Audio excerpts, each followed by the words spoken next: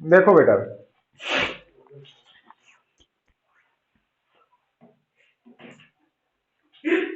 Game खेली जाने में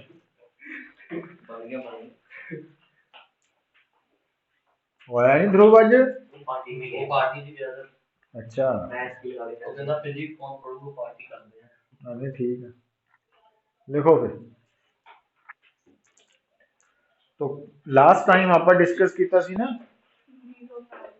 इक्विवेलेंट थर्मल कंडक्टिविटी वाला concept, equivalent thermal conductivity in series in parallel, वो वाले रिजल्ट्स है ना। एक होर ਇਹਦੇ ਬਿਹਾਫ ਤੇ ਜਿਹੜਾ ਨੂਮੈਰੀਕਲ ਆ ਸਕਦਾ ਵਾ ਉਹ ਕੀ ਹੈ देखो। न्यूमेरिकल तो न्यूमेरिकल का कंसैप्ट है कि आ बेटा थोड़े सामने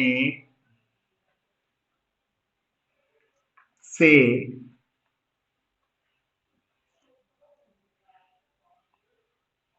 एक स्लैब है ना। तो इस स्लैब का एरिया है ए, surface area, area of cross section, ते थिकनेस है x1 और ये स्लैब जिस मटीरियल की बनी है उसका कोफिशिएंट ऑफ थर्मल कंडक्टिविटी है K1। हुण ये जिहड़ी स्लैब है इहदे नाल एक दूसरी स्लैब भी जोड़ी हुई है। जिहड़ी दूसरी स्लैब है ਉਹਦੀ थिकनेस मान लो है x2, area of cross section same है और coefficient of thermal conductivity K2 है।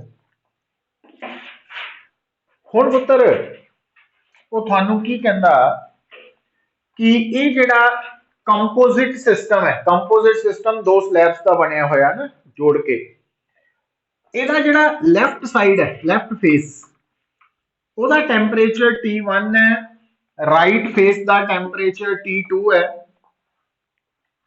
तो वो सानू कहेगा कि ਇਹਦਾ ਜਿਹੜਾ कॉमन इंटरफेस है, मतलब आ फेस ਜਿਹੜਾ दोनों का कॉमन है, तो ਇਹਦਾ टैंपरेचर दसो कितना होएगा। तो लेफ्ट राइट दोनों पता, टैंपरेचर दिते होंगे। अच्छा हुण पुत्त जदों तुसी ਇਹਦੇ ਚੋਂ एक होर उन्हें जिहड़ी गल दसी होनी है कि T1 T2 चो मान लो T1 ग्रेटर दैन T2 है, ਇਹਦਾ की मतलब मीन्स हीट किधर नूं जा रही है, T1 to T2 इस तरह। अच्छा है ना, क्योंकि हीट ने हमेशा हायर टैंपरेचर टू। हुण अगली गल सुनो, ये जिहड़ी हीट फ्लो कर रही है तो उस हीट का सेम मतलब सिंगल पाथ है, इको रस्ता। तो इको रस्ते च दो अलग अलग स्लैब्स आ रही हैं, तो इको पाथ के ऊपर जिन्ने भी एलिमेंट्स हैं ना वो सारे सीरीज च होंगे, मतलब ये दोनों सीरीज च कनेक्टेड। ये दो स्लैब्स है ना ये इन सीरीज है, क्योंकि जिहड़ी हीट ये एंटर करनी उन्हें इदा अगे वधदे वधदे वधदे वधदे ये चो निकल के जाना। अच्छा हुण ये गल्लां याद रखनियां जिद्दां कि तुसी इलैक्ट्रिसिटी वाले टॉपिक च याद करदे आ कि सीरीज कॉम्बीनेशन दे विच, सीरीज कॉम्बीनेशन ऑफ रजिस्टर्स दे विच केस च पहला दूसरा तीसरा जिन्ने भी रजिस्टर सीरीज च है हर एक च करंट सेम हुंदा, सेम करंट फ्लो करता। ਇਹਦਾ मतलब हुण इत्थे करंट इलैक्ट्रिक तो नहीं है, इत्थे थर्मल करंट है, हीट करंट है, जिन्हों असी rate of flow of heat कह दें और उन्होंने लिखते कितना वा dq by dt।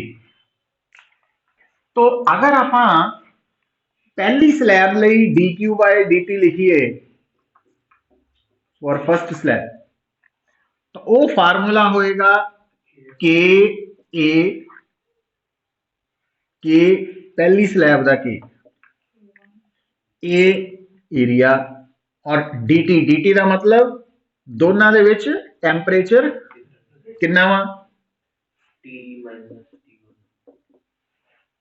क्योंकि आ ज्यादा वा इधर ਨੂੰ ਘਟ ਰਿਹਾ ਟੈਂਪਰੇਚਰ और नीचे dx ਦਾ ਮਤਲਬ ਆ डिस्टेंस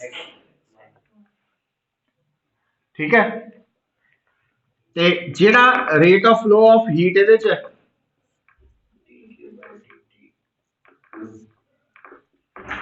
ਉਹ ਕੀ ਹੈ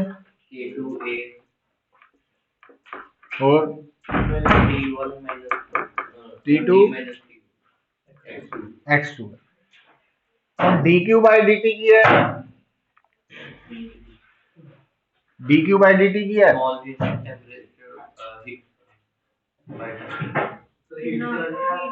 हीट करंट तो ये पहली स्लैब और दूसरी स्लैब आपस कितना कनेक्टेड है सीरीज ਦੇ ਵਿੱਚ ਹੀਟ ਕਰੰਟਸ ਕੀ ਹੁੰਦੇ ਆ सेम ਇਹਦਾ ਮਤਲਬ ਆ ਦੋਨੋਂ हाँ इन सीरीज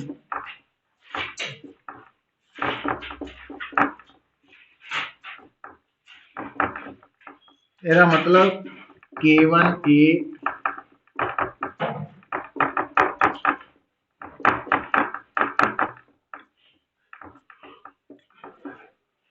तो इतने क्रॉस मल्टीप्लाई करके ਆਪਾਂ T ਦੀ ਵੈਲਿਊ ਨਿਕਾਲ ਸਕਦੇ ਹਾਂ T ਕੀ ਹੈ टेम्परेचर ऑफ कॉमन इंटरफेस है ना तो मतलब अगर दो स्लैब्स सीरीज च कनेक्टेड होन ते सानू दोनों स्लैब्स दे कॉमन इंटरफेस का टेम्परेचर कड्ढण नू कहा जाए तो आपां किहड़ा कंसैप्ट लगाना किद्दां सोचना वो आपां डिस्कस कीता समझ गए गल नू तो हेडिंग बना लो इहदा ना temperature of common interface of composite system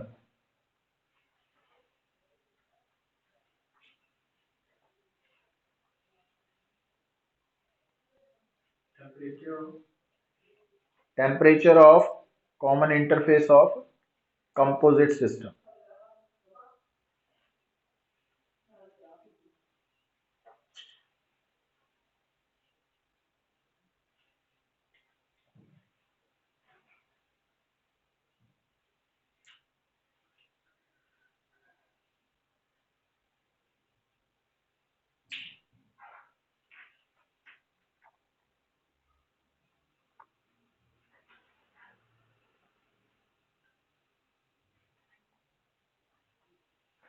Bhavya समझ आ रही है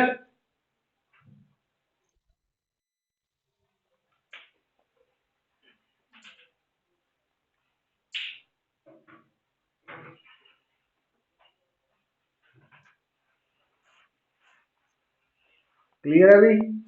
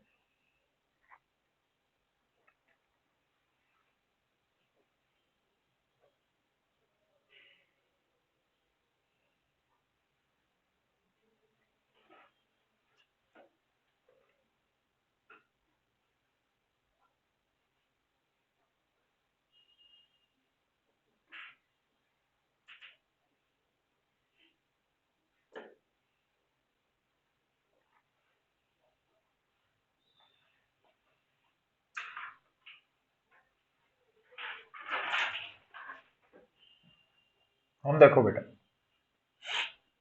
हुण हैडिंग लिखो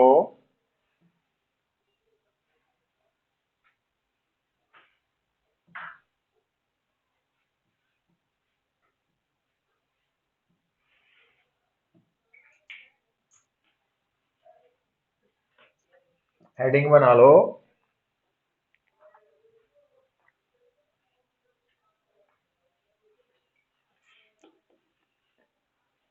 freezing of water,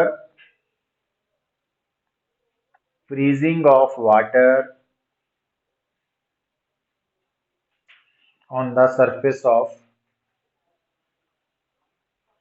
river, comma pond, ocean, है ना,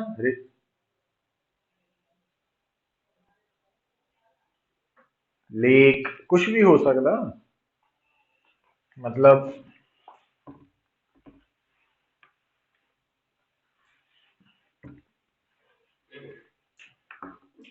देखो बेटा, हुण एक गल हमेशा लई जो तुसी याद रखनी है वो की है, वो है जदों भी पानी ने फ्रीज होना ना, तो नॉर्मल सिचुएशंस दे विच सब तो पहला पानी का टैंपरेचर पहुंचना वा 0 डिग्री सैल्सीयस, उस तो बाद फिर उन्हें फ्रीज होना, ठीक है। तो हुण जिहड़ा तुहाडा कोई भी, चाहे वो तालाब लै लो, चाहे वो कोई लेक लै लो, तो आपां देखते हैं कि जिन्हां देशां दे विच टैंपरेचर माइनस च पहुंच जाता वा, है ना, तो उत्थे जिहड़ी लेक है ना, तालाब है, वो जम जाते, उपरों बर्फ जम जाती है ना, और उत्थे कई तरह के स्पोर्ट्स इवेंट भी होंगे है, स्केटिंग करते, आइस स्केटिंग, तो इदां दे इवेंट।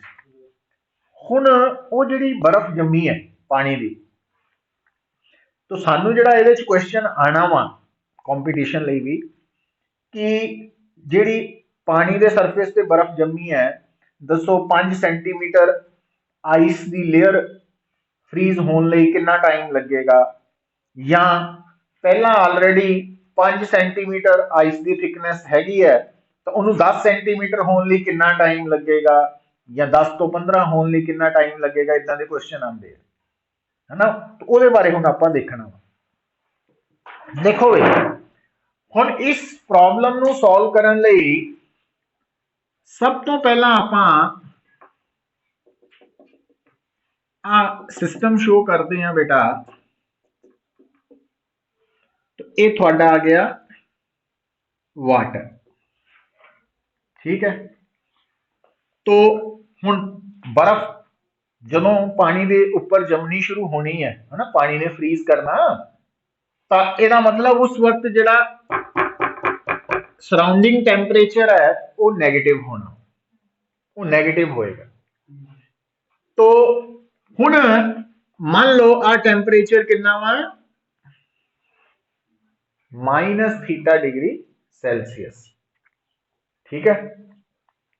अच्छा, हुण पुत्र ये भी गल बड़ी इंपॉर्टेंट है कि सब तो पहला पानी जिहड़ा वा उन्हें उपरों फ्रीज होना शुरू होना, और जदों आपां कहिए नीचे तक पानी नूं पहुंचण लई प्रैक्टिकली तो इनफाइनाइट टाइम लग जाना, मतलब कभी भी पूरी लेक फ्रीज नहीं होनी, उपर ही लेयर बननी है, उस तो बाद फिर पानी के फ्रीज होने की रफ्तार घटी जानी है, इस करके थले पानी ने ही लिक्विड फॉर्म च एग्जिस्ट करना, और नीचे जिहड़ा पानी का टैंपरेचर होना ना वो हमेशा 4 डिग्री सैल्सीयस होंदा। क्यों?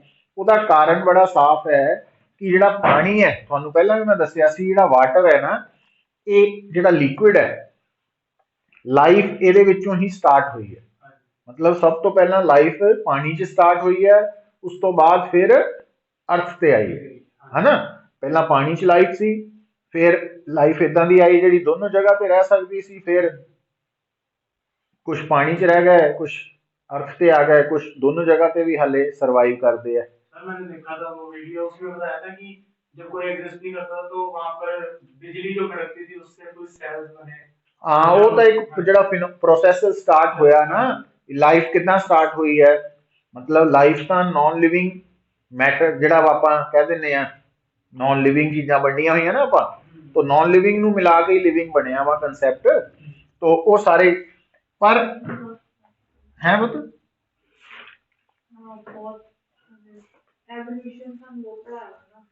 हाँ, तो ये स्टैप बाय स्टैप है, मतलब ਜਿਹੜੀ ਲਾਈਫ ਹੈ ਉਹਨੂੰ ਸਟਾਰਟ ਹੋਏ ਨੂੰ मतलब कह लीए तो करोड़ा साल हुए है ना। अर्थ की एग्जिस्टेंस अरबा साल पुरानी है, तो मतलब काफ़ी देर तक लाइफ नहीं सी, फिर लाइफ ने स्टार्ट किया वा। और जे आप गल करिए कि आ जिहड़ा अपना फेस देख रहे हैं जिहदे विच सोसाइटीज आ रही वा, आप सोसाइटीज च ही रहने हैं ना, तो ये फेस तो बहुत ज़्यादा पुराना नहीं है, 10,000 साल पुराना ही है काम। उस तो पहला तो इंडिविजुअल आइडेंटिटी सी, भी जिद्दां जानवर घूमते हैं ना, जानवरों के थोड़ी कोई महल्ले है ना, तो उदा ही सीगा अपना भी लाइफ स्टाइल। ये तो हुण बाद चों फिर जदों मीनस कह लो भी जिन्हों अनाज कहने आपां है ना, वो असी उगाना शुरू किया, फिर एक जगह ते रहना मजबूरी बन गया ना उस जगह ते, ते उत्थे फिर कलोनी बननी शुरू हुई है, फिर उस तो बाद ये सारी डिवेलपमेंट हुई है। तो मतलब ये कोई ज़्यादा पुरानी नहीं है। पर ਹੁਣ ਜਿਹੜਾ ਪਾਣੀ ਹੈ ਉਹਦੀ ਖਾਸੀਅਤ ਇਹ ਹੈ ਜਿਹਨੂੰ ਅਸੀਂ ਐਨੋਮਲਸ ਬਿਹੇਵੀਅਰ ਆਫ ਵਾਟਰ ਕਹਿੰਦੇ ਆ, ਕਿ ਪਾਣੀ ਦੀ ਡੈਂਸਿਟੀ ਜਿਹੜੀ ਹੈ ਨਾ ਉਹ ਕਾਂਸਟੈਂਟ ਨਹੀਂ ਹੈ। तो 0 डिग्री सेल्सियस तो लैके है ना, अगर आप थीटा डिग्री सेल्सियस की गल करें 0 है, आ डेंसिटी ऑफ वाटर है, तो यदा ग्राफ कुछ इदा का मतलब 4 डिग्री सेल्सियस से पानी की डेंसिटी मैक्सिमम है। तो जे पानी का टैंपरेचर 4 डिग्री तो घट है या 4 डिग्री तो ज्यादा, तो उसकी डेंसिटी घट ही है। ये फर्क जिहड़ा काफ़ी घट होने करके असीं इहनूं कंसीडर नहीं करते बड़ी जगह पे, बट एक्चुअली ये इस तरह का कंसैप्ट है। तो इसे करके क्योंकि पानी की डेंसिटी मैक्सिमम 4 डिग्री ते है, इस करके पानी जिहड़ा हैवी है, भारा पानी है, वो बेस ते पिया वा। भारी चीज़ थल्ले ही हुंदी है ना, हल्की उपर जाती है। तो 4 डिग्री सेल्सियस मतलब जदों भी कोई लेक ने पौंड ने फ्रीज करना वा, तो उपरों फ्रीजिंग स्टार्ट होनी है पानी की, और नीचे वाले पानी का टैंपरेचर हमेशा 4 डिग्री सेल्सियस होना, जिस करके जी एक्वैटिक लाइफ है, पानी च रहने वाले जीव जंतु है, वो अपने आप को इत्थे सेव करते हैं। ठीक है ना। हुण वापस आइए, हुण बेटा ये जो बर्फ है, क्योंकि उपरला temperature minus theta degree Celsius है, तो अंडरस्टूड है बर्फ जम गई। तो आ आइस लेयर आप पहले ही बनाती है। ठीक है, ये ऑलरेडी बन चुकी है, आप इदा कह लीए गल समझने लिए। और इस आइस लेयर की थिकनेस आप ले ली एक्स, है ना। हुण पुत्त एक गल होर याद रखो, आ ग्रीन वाली तो आइस लेयर है, तो उस तो अगे आ कौन है, पानी है। तो जदों मतलब आ जिहड़ी लेयर है इन्हें टाइम दे नाल थोड़ी मोटी हुंदी जाना ना, तो मोटी हुंदी जाना, तो इहदा मतलब आ वाला पानी भी बर्फ बनता जाना। तो बर्फ बनन तो पहला इहदा टैंपरेचर की होना, वो तो इत्थे बॉटम दा इहदा होना वा, बर्फ बनन तो पहला पानी का टैंपरेचर 0 ते पहुंचना, फिर उन्हें बर्फ बनना नॉर्मल सरकमस्टांसिस। समझ गए गल नूं। तो हुण बेटा आ जिहड़ी आइस लेयर है, तो ये ऊपर टेंपरेचर नेगेटिव है, नीचे टेंपरेचर 0 है, तो हीट किधरों किधर फ्लो करती है, हायर टू लोअर। हायर केड़ा वा 0, है ना। तो वो जिहड़ी हीट है वो ये थ्रू लंघ के जाएगी। इसका मतलब ये आइस लेयर स्लैब का काम करेगी, स्लैब। और ये जिहड़ी स्लैब है इसकी थिकनेस कितनी है, एक्स। ये जिहड़ी स्लैब है ਇਹਦੇ नीचे वाले का टेम्परेचर 0 है और ऊपर वाले का -θ डिग्री है ना। और इस स्लैब का एरिया आप मान लेने ए। तो इस स्लैब चो निकलन वाली heat the rate of flow of heat कितना होएगा के। किहड़ा हुंदा के हुंदा coefficient of thermal expansion thermal conductivity. हुण इत्थे स्लैब कादी बनी है आइस, तो इसका मतलब इत्थे के ice the coefficient of thermal conductivity the value है ना। तो फिर ए एरिया है और dt की हुंदा टेम्परेचर डिफरेंस dt। नीचे और ऊपर दोनों लेयर्स दे विच कितना 0 माइनस थीटा प्लस थीटा ते नीचे dx है ना वो x बन गया। ठीक है, तो कितनी हीट बाहर निकली dq हीट ਇਹਦੇ ਚੋਂ ਲੰਘ ਕੇ ਗਈ ਕਿੰਨੇ ਟਾਈਮ ਚ dt ਟਾਈਮ ਚ है ना। अच्छा ਹੁਣ ਕਿਉਂਕਿ ਪਾਣੀ ਆਲਰੇਡੀ ਕਿਹੜੇ ਟੈਂਪਰੇਚਰ ਤੇ ਸੀ 0 ਤੇ, ਜਦੋਂ 0 डिग्री ਸੈਲਸੀਅਸ ਤੇ ਪਾਣੀ ਹੀਟ ਲੂਜ਼ ਕਰਦਾ ਉਹ ਬਰਫ਼ ਚ ਕਨਵਰਟ ਹੋ ਜਾਂਦਾ। ਹੁਣ ਬਰਫ਼ ਬਣਨ ਲਈ ਹੀਟ Q ਕਿਹਦੇ ਬਰਾਬਰ ਹੁੰਦੀ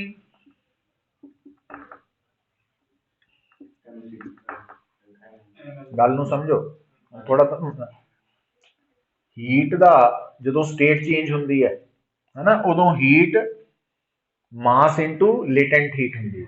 ਤਾਂ ਕਿਉਂਕਿ ਹੁਣ ਇੱਥੇ ਕੀ ਹੋ ਰਿਹਾ ਲਿਕੁਇਡ ਤੋਂ ਸੋਲਿਡ ਬਣ ਰਿਹਾ, ਲਿਕੁਇਡ ਤੋਂ ਸੋਲਿਡ ਬਣਨ ਦੇ ਲਈ ਹੀਟ ਇਵੋਲਵ ਹੋਏਗੀ, ਸੋਲਿਡ ਤੋਂ ਲਿਕੁਇਡ ਬਣਨ ਲਈ ਹੀਟ ਸਪਲਾਈ ਕਰਨੀ ਪੈਣੀ, ਤਾਂ ਇੰਨੀ ਹੀਟ ਰਿਲੀਜ਼ ਹੋਣੀ ਹੈ ਨਾ।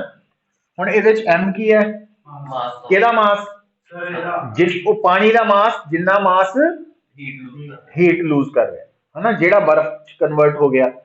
तो हुण अगर आ Q है आ मास है ते जे ए स्मॉल मास लईए तो स्मॉल हीट आजू इधर भी है ना आ गया।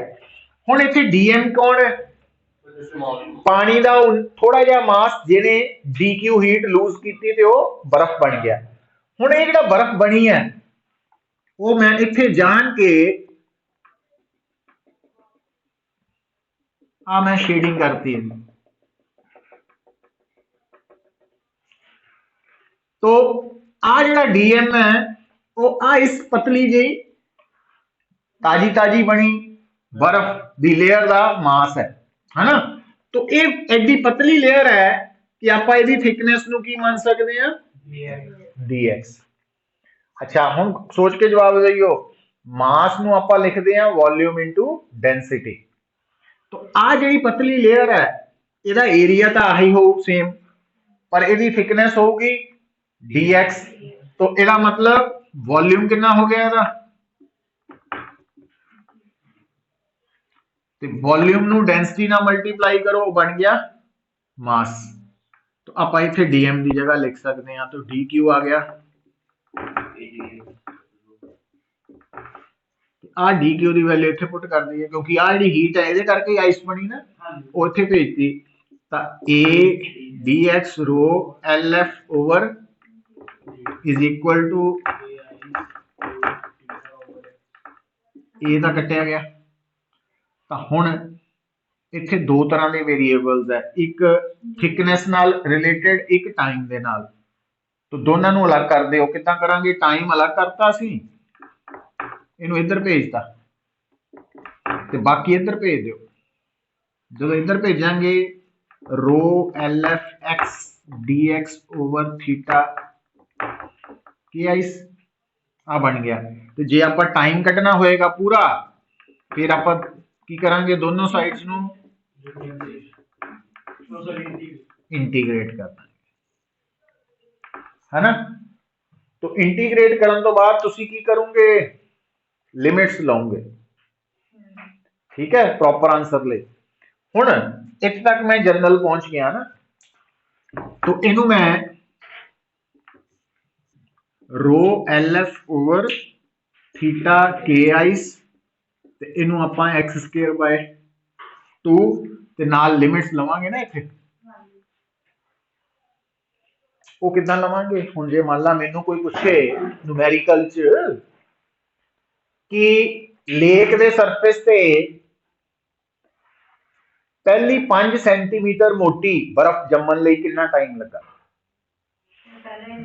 तां इस फार्मूला च लेफ्ट साइड ਤਾਂ ਇੰਟੀਗ੍ਰੇਟ ਕਰਕੇ ਟਾਈਮ ਆ ਗਈ ਪਰ ਰਾਈਟ ਸਾਈਡ ਦੇ ਵਿੱਚ ਲੋਅਰ ਲਿਮਿਟ ਆਏਗੀ 0 ਤੇ ਅਪਰ 5 ਸੈਂਟੀਮੀਟਰ ਜੇ ਉਹ ਮੈਨੂੰ ਕਹੇ ਕਿ ਲੇਕ ਦੇ ਉੱਪਰ ਪਹਿਲਾਂ ਹੀ 5 ਸੈਂਟੀਮੀਟਰ ਮੋਟੀ ਬਰਫ਼ ਦੀ ਲੇਅਰ ਜੰਮੀ ਹੋਈ ਹੈ ਤਾਂ 5 ਤੋਂ 10 ਸੈਂਟੀਮੀਟਰ ਹੋਣ ਲਈ ਕਿੰਨਾ ਟਾਈਮ ਲੱਗਾ ਫਿਰ ਮੈਂ ਕੀ ਕਰਾਂਗਾ ਹਾਂ ਉਹ ਲਿਮਿਟਸ ਉਹਦੇ ਹਿਸਾਬ ਨਾਲ ਬਦਲਦੀਆਂ ਤੇ ਉਹਦੇ ਹਿਸਾਬ ਨਾਲ ਆਨਸਰ ਨਿਕਾਲੀ ਜਾਣਾ ਅੱਛਾ ਹੁਣ ਇੱਥੇ ਰੋ ਕੀ ਹੈ एल एफ की है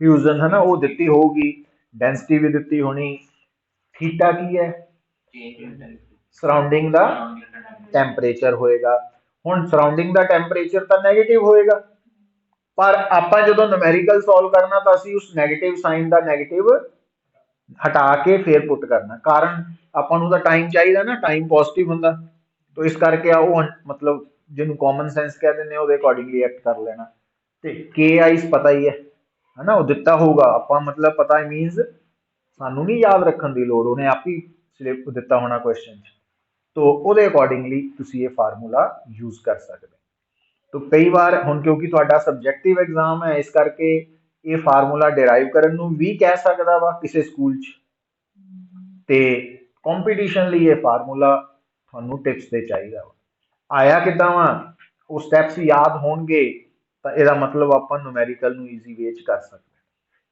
ਕਰ ਲਓ ਨੋਟ भव्या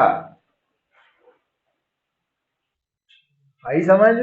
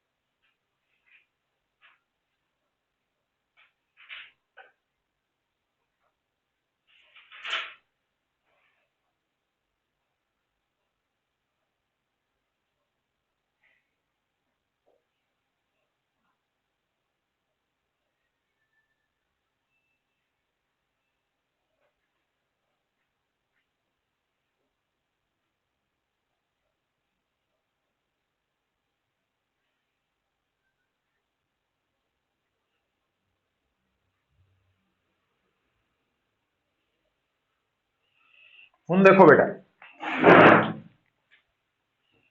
नेक्स्ट है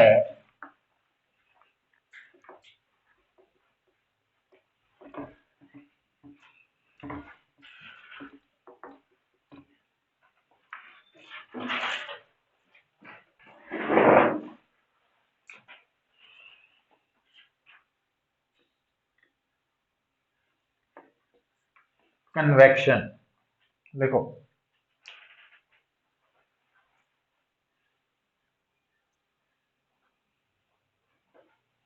नाउ व्हाट इज कन्वेक्शन?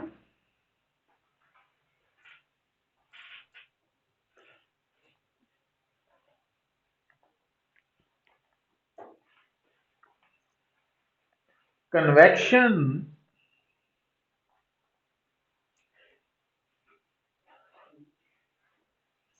ਦਾ मतलब ਤੁਹਾਨੂੰ ਦੱਸਿਆ ਸੀ ਕਿ ਮੋਡ ਆਫ ਹੀਟ ਟ੍ਰਾਂਸਫਰ ਹੀ ਹੈ ਨਾ, ਪਰ ਇਹਦੇ ਚ ਕੀ ਹੁੰਦਾ, मैटर मूव करता। तो लिख लो in this process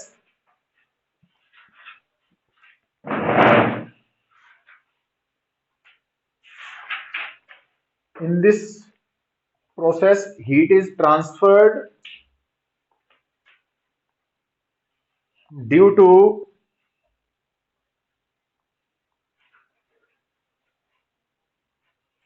actual movement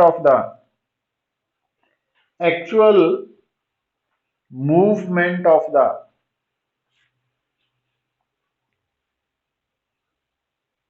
particles of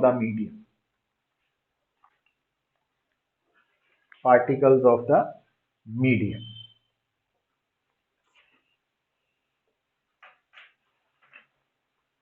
हुण बेटा जिहड़ी कन्वेक्शन है ये further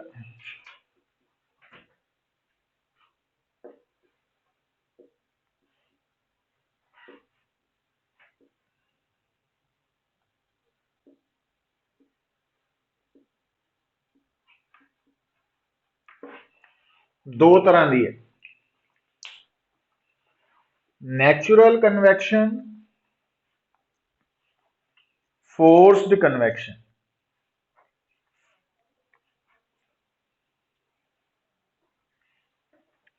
natural convection, forced convection.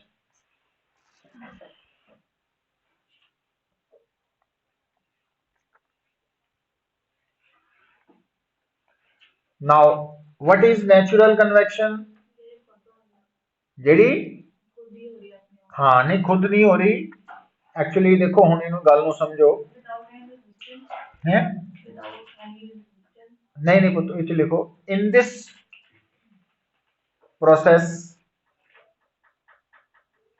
gravity plays an important role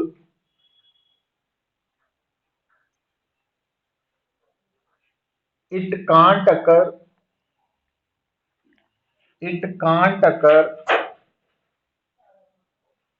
in gravity free region।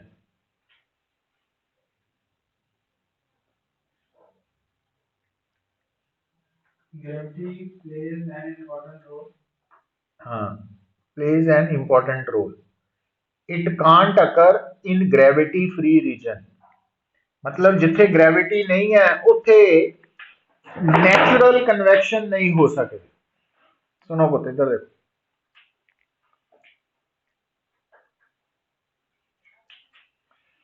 जेड़ी कन्वेक्शन का कंसैप्ट है ਉਹਦੇ ਲਈ समझो पुत्र। देखो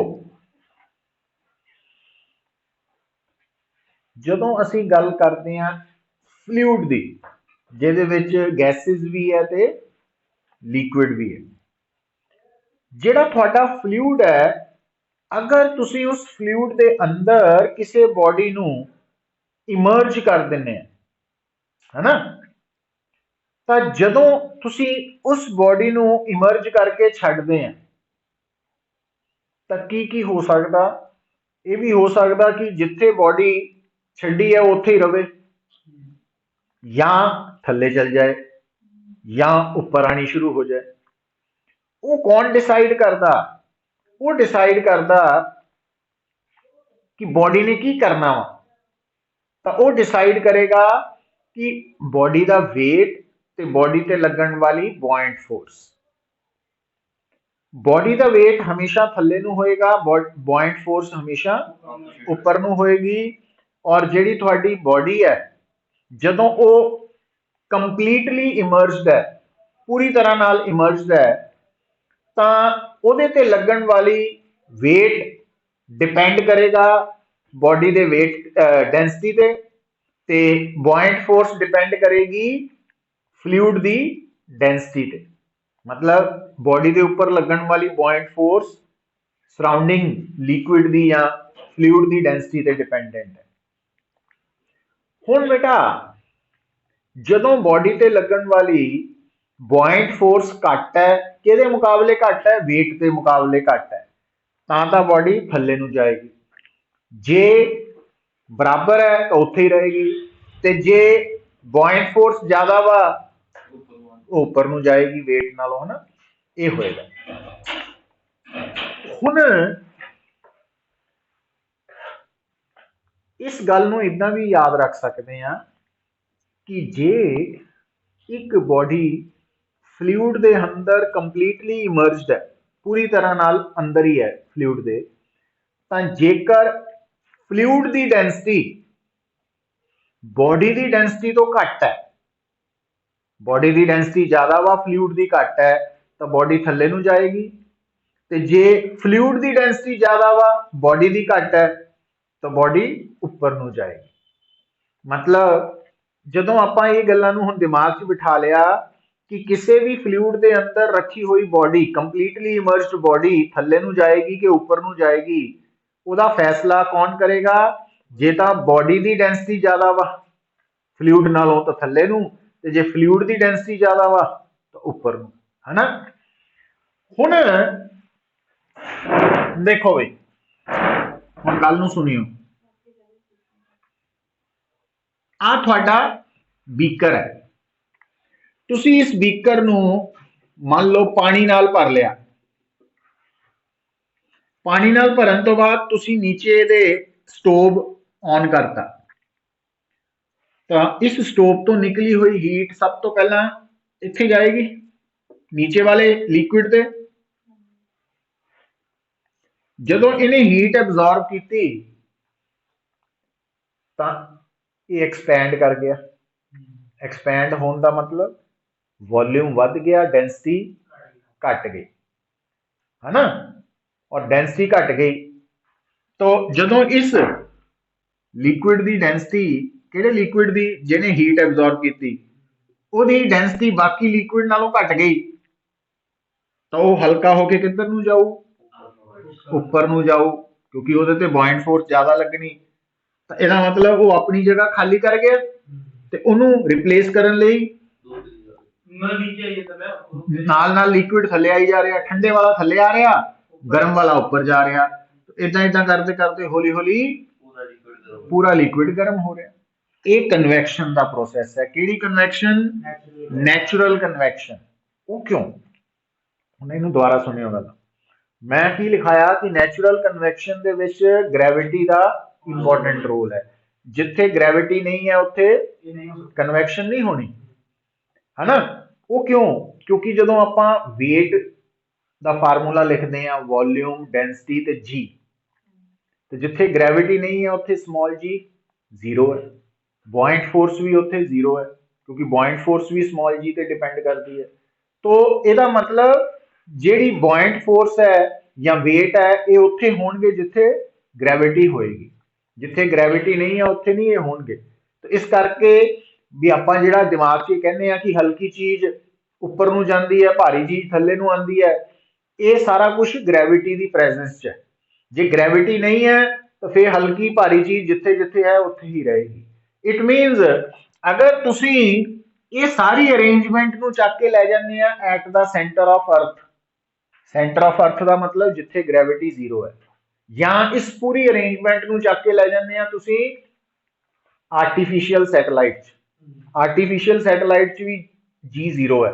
तो दोनों हालतों में की होएगा कि अगर आ वाला एक्सपैरीमेंट तुसी किथे करते हैं ग्रैविटी फ्री रीजन, तो उत्थे ਆ ਜਿਹੜਾ ਪਾਣੀ ਹੈ ਇਹਨੂੰ ਡਾਇਰੈਕਟ ਹੀਟ ਮਿਲੀ, ਇਹ ਐਕਸਪੈਂਡ ਕਰਕੇ ਹਲਕਾ ਹੋ ਕੇ ਉੱਪਰ ਨਹੀਂ ਜਾਏਗਾ, ਉਹ ਉੱਥੇ ਦਾ ਉੱਥੇ ਹੀ ਰਹੇਗਾ। ਇਹਦਾ ਮਤਲਬ ਉੱਥੇ ਕਨਵੈਕਸ਼ਨ ਕਰਕੇ ਹੀਟਿੰਗ ਨਹੀਂ ਹੋਣੀ, ਉੱਥੇ ਕਿਹੜਾ ਪ੍ਰੋਸੈਸ ਫॉलो ਹੋਏਗਾ? ਸਿਰਫ ਕੰਡਕਸ਼ਨ। ਪਰ ਅਰਥ ਦੇ ਉੱਪਰ ਕਿਸੇ ਵੀ ਲਿਕੁਇਡ ਦੀ ਹੀਟਿੰਗ ਕਿੱਦਾਂ ਹੁੰਦੀ ਹੈ? ਮੇਨਲੀ ਕਨਵੈਕਸ਼ਨ ਕਰਕੇ, ਪਰ ਉਹਦੇ 'ਚ ਥੋੜਾ ਬਹੁਤ ਕੰਡਕਸ਼ਨ ਦਾ ਰੋਲ ਵੀ ਹੈ। ਪਰ ਜੇ ਗ੍ਰੈਵਿਟੀ ਨਹੀਂ ਹੈ ਤਾਂ ਉੱਥੇ ਫਿਰ ਕੱਲੀ ਕੰਡਕਸ਼ਨ ਕਰਕੇ ਹੁੰਦੀ ਹੈ। ਔਰ ਲਿਕੁਇਡ ਤੇ ਜਿਹੜੀਆਂ ਗੈਸਿਸ ਹੈ ਨਾ, ਇਹ ਬੇਸਿਕਲੀ ਬੈਡ ਕੰਡਕਟਰਸ ਆਫ ਹੀਟ ਹੈ। ਇਸ ਕਰਕੇ ਇਹਨਾਂ ਦੇ ਵਿੱਚ ਜਿਹੜੀ ਕੰਡਕਸ਼ਨ ਹੈ ਉਹ ਬੜੀ ਸਲੋ ਹੁੰਦੀ ਹੈ। ਮੀਨਸ ਕਿ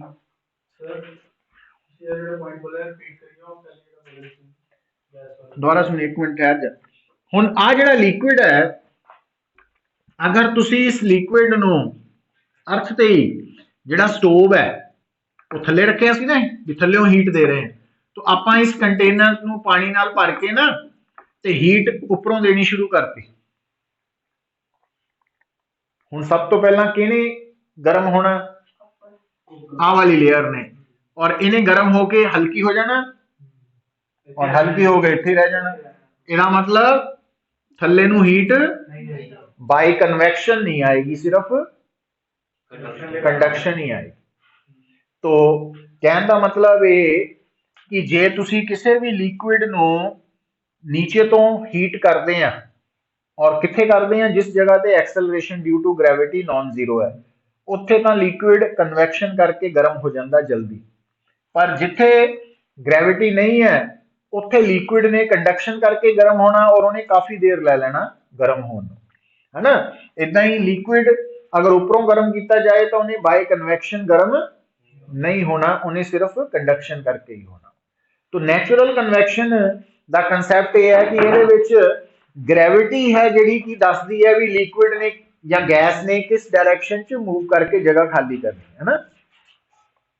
हुण गल नूं सुनो पहला, हुण ये जिहड़ी सारी डिस्कशन है, तो एक तां ये कन्वैक्शन का कंसैप्ट तुसीं किसी भी लिक्विड या गैस नूं हीट अप करन लई यूज करते हैं। दूजा पुत्र, हुण अजकल तां साडे कोल फैनस है, एग्जॉस्ट फैनस है ना। पर जे आपां अज तो 100-150 साल पहला पिछे चला जाइए, 200 साल, तो उदों ना इलैक्ट्रिसिटी सी, ना पंखे सीगे, है ना। तो उत्थे फिर तुसीं देखो भी हुण अजकल दे मौसम च जिहड़ी गर्मी है उन्होंने असीं किद्दां काउंटर करते हैं? AC चला के, पखे ला के, है ना, इदां ही करते हैं। फिर उस जमाने च की कीता जांदा सी, तुसीं नोट कीता होएगा कि जिन्नियां भी बिल्डिंग 100-150 साल पुरानियां ना बणियां होईयां, उन्हां दे घरां दे कमरे की छत जिहड़ी है वो बहुत उच्ची हुंदी है अज दे नालों, है ना। जे मान लो तुसीं किसी पुरानी बिल्डिंग च चल जाओ ना, तो उन्हां दीयां छत्तां बहुत उच्चियां वा। उहदा कारण की है? भी उहदा कारण ये सी भी उस टाइम वो गर्मी नूं काउंटर करन लई काहदे ते रिलाई करदे सी? नैचुरल कन्वैक्शन ते। अच्छा, उन्हां बिल्डिंगां च खिड़कियां भी काफ़ी है, दरवाजे भी है, उहदे नाल नाल उपर वेंटीलेटर्स भी है, रोशनदान लगे हुंदे सी ना। तो एक्चुअली वो किद्दां उत्थे कूलिंग इफैक्ट किद्दां लैंदे सीगे? क्योंकि जिहड़ी ठंडी हवा आ वो नीचे रहनी है, जिहड़ी गर्म हवा आ वो हल्की होकर ऊपर चल जाती है ना। तो कमरे अगर ज़्यादा ऊंचाई वाली छत दे है तो रोशनदान लगा वा, तो गर्म हवा ने उपर उठ के रोशनदान की थानी बाहर चल जाना, और उहदी जगह लैन लई खिड़कियां दरवाजियां तो ठंडी हवा ने एंटर करना ना, मतलब कूलिंग इफैक्ट आंदा सी। तो वो कंसैप्ट सी। पर हुण क्योंकि साडे कोल होर ऑप्शनस आ गई हैं, इस करके हुण आपां ना तो कमरियां की छत 14-15-16 फुट उच्ची रखते हैं, ना ही रोशनदान रखे जाते हैं ना। अच्छा, हुण आपां काहदे ते रिलाई करते हैं? हुण जिहड़े तुसीं घरां दे विच एग्जॉस्ट फैनस लगाए या ईवन आ भी फैनस है, ये किहड़ी कन्वैक्शन कर रहे हैं? Forced convection. मतलब फोर्सड कन्वैक्शन आपां कित्थे करवा सकते हैं? उत्थे भी करवा सकते हैं जिथे ग्रेविटी नहीं है, समझ गए। ਹੁਣ ਜਿੱਦਾਂ ਆਪਾਂ ਕਹਿੰਦੇ ਆ ਕਿ ਜੇ ਇਸ ਕਮਰੇ ਚੋਂ ਹਵਾ ਬਾਹਰ ਕੱਢਣੀ ਹੈ ਤਾਂ ਤੁਸੀਂ ਐਗਜ਼ੌਸਟ ਫੈਨ ਕਿਤੇ ਵੀ ਫਿੱਟ ਕਰ ਦਿਓ ਤੇ ਉਹਨੂੰ ਚਲਾ ਦਿਓ, ਉਹਨੇ ਇਸ ਕਮਰੇ ਦੀ ਹਵਾ ਨੂੰ ਬਾਹਰ ਕੱਢੀ ਜਾਣਾ। ਤੇ ਉਹਦੇ ਲਈ ਕੋਈ ਜ਼ਰੂਰੀ ਨਹੀਂ ਹੈ ਕਿ ਉਹ ਐਗਜ਼ੌਸਟ ਫੈਨ ਉੱਪਰ ਹੀ ਲਾਣਾ ਵਾ ਜਾਂ ਥੱਲੇ ਹੀ ਲਾਣਾ, ਹੈ ਨਾ। ਤੋ ਐਗਜ਼ੌਸਟ ਫੈਨ ਜਦੋਂ ਚੱਲ ਪਿਆ ਉਹਨੇ ਕਮਰੇ ਦੀ ਹਵਾ ਨੂੰ ਬਾਹਰ ਕੱਢਣਾ, ਜਿਹੜਾ ਪੰਖਾ ਆ ਇਹਨੇ ਬਾਹਰ ਦੀ ਹਵਾ ਨੂੰ ਅੰਦਰ ਨੂੰ ਖਿੱਚਣਾ। ਤੋ ਮਤਲਬ ਇਹ ਐਗਜ਼ੌਸਟ ਫੈਨ ਦਾ ਉਲਟੀ ਹੈ, ਸਮਝ ਗਏ ਗੱਲ ਨੂੰ। ਤੋ ਜਿਹੜਾ ਨੈਚੁਰਲ ਕਨਵੈਕਸ਼ਨ ਹੈ ਉਹਦੇ ਚ ਗ੍ਰੈਵਿਟੀ ਦੇ ਡਿਪੈਂਡੈਂਟ ਹੈ ਅਸੀਂ, ਪਰ ਫੋਰਸ ਕਨਵੈਕਸ਼ਨ ਚ ਅਸੀਂ ਆਪਣੀ ਮਰਜ਼ੀ ਦੇ ਨਾਲ ਹੀਟ ਨੂੰ ਜਿੱਧਰ ਮਰਜ਼ੀ ਭੇਜ ਸਕਦੇ। तो लिख लो in forced convection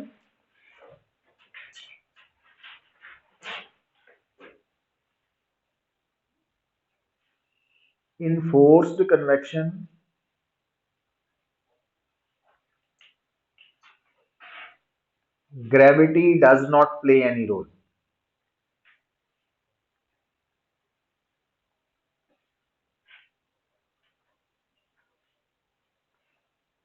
Gravity does not play any role.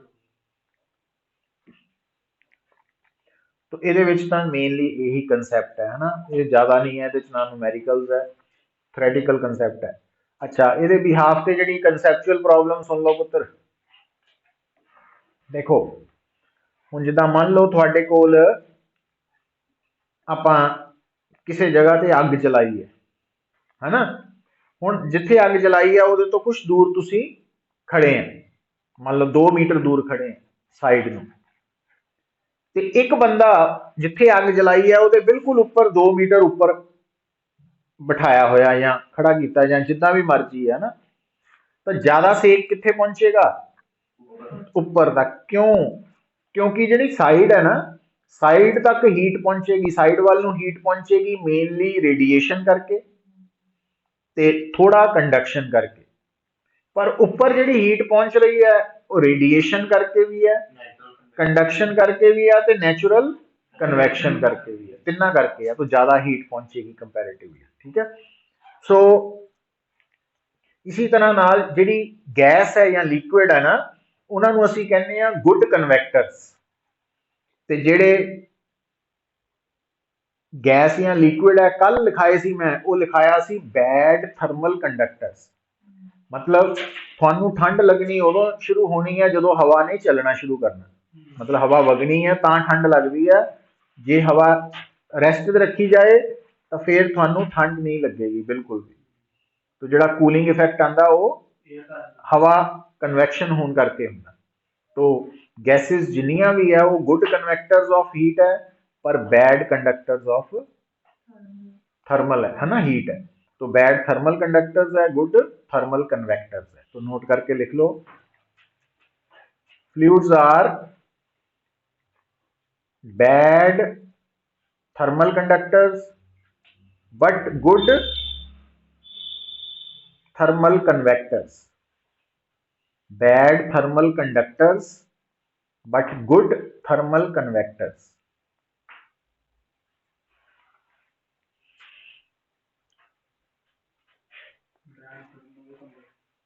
Good thermal convectors. Convectors.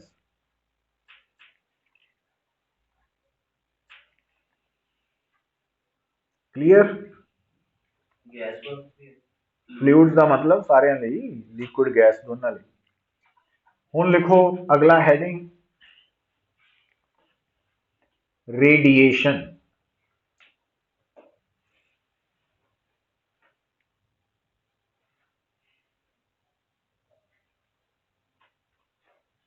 Radiation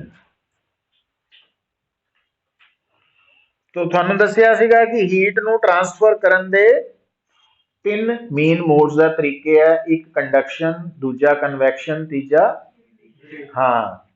पर हुण जिहड़ा रेडिएशन वर्ड है ना, इनू अप्लाई करते वक्त, समझते वक्त इहदे बारे ध्यान देने की की लोड़ है पुत्तर कि ये बड़ी जगह ते यूज हुंदा वा। ठीक है। हुण जदों असीं इत्थे इस नूं यूज कर रहे हैं तो इत्थे इहदा रेडिएशन का मतलब मेनली की है, इंफ्रारेड रेडिएशंस, इंफ्रारेड रेडिएशंस पता? सुना है। हाँ, उन्होंने असी थर्मल रेडिएशंस या हीट रेडिएशंस भी मानते हैं। इंफ्रारेड रेडिएशंस ਜਿਹੜੀਆਂ ਸਾਨੂੰ ਅੱਖਾਂ ਨਾਲ ਨਜ਼ਰ ਨਹੀਂ ਆਉਂਦੀਆਂ, ਤੇ ਇੱਕ ਹੁੰਦੀ ਹੈ ਲਾਈਟ ਜਿਹੜੀ ਕਿ ਸਾਨੂੰ ਨਜ਼ਰ ਆਉਂਦੀ ਹੈ ਨਾ। ਤੇ ਲਾਈਟ ਤੇ ਇਨਫਰਾਰੈਡ ਰੇਡੀਏਸ਼ਨਸ, ਮਤਲਬ ਇੱਥੇ ਜਿਹੜਾ ਰੇਡੀਏਸ਼ਨ ਦਾ ਕਨਸੈਪਟ ਹੈ ਉਹ ਆਪਾਂ ਦੋਨਾਂ ਨਾਲ ਮੇਨਲੀ ਜੋੜ ਰਹੇ ਹਾਂ। ਉਹਦੇ ਚੋਂ ਵੀ ਮੇਨਲੀ ਹੀਟ ਵਾਲਾ ਪੋਰਸ਼ਨ ਜ਼ਿਆਦਾ ਹੋਏਗਾ ਸਾਡੇ ਲਈ, ਇਨਫਰਾਰੈਡ ਰੇਡੀਏਸ਼ਨ। ਔਰ रेडिएशन इतने मतलब है heat radiation, thermal radiation. Process है ये fastest mode of heat radiation. ਇਹਦੇ ਵਿੱਚ ਕਿੰਨੀ ਸਪੀਡ ਨਾਲ એનર્ਜੀ ਟ੍ਰਾਂਸਫਰ ਹੁੰਦੀ ਹੈ? 3 × 10 raised to power ਲਿਖੋ।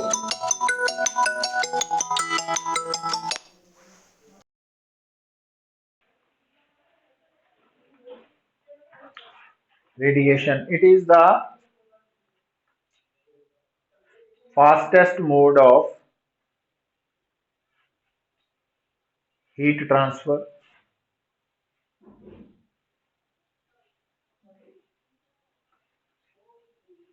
In this process,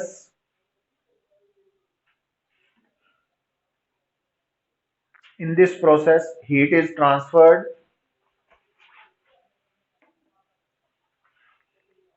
at the speed of light, that is 3 × 10 raised to power 8 meter per second. 3 × 10 raised to power 8 meter per second। ठीक है, तो ये जड़ा टॉपिक है रेडिएशन ये आपां नेक्स्ट करांगे। पर हुण साडे दो टॉपिक्स थ्योरेटिकली कंप्लीट हो गए। किहड़े किहड़े? थर्मल कंडक्टिविटी वाला, कन्वैक्शन भी, ते उस तो पहला थर्मल एक्सपेंशन वाला।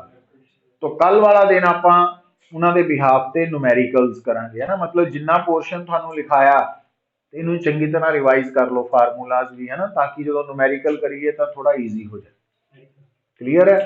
तो उस तो इलावा दसिया सी तुहानूं भी ओह टॉर्क टूर्क वाला वो पढ़ लिया कि नहीं? कोई है डाउट्स?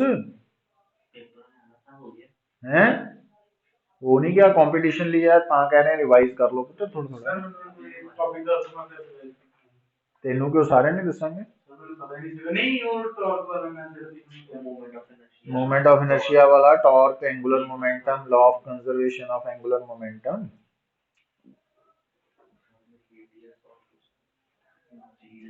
ठीक है, वो कर लो। चलो, तो हुण आपां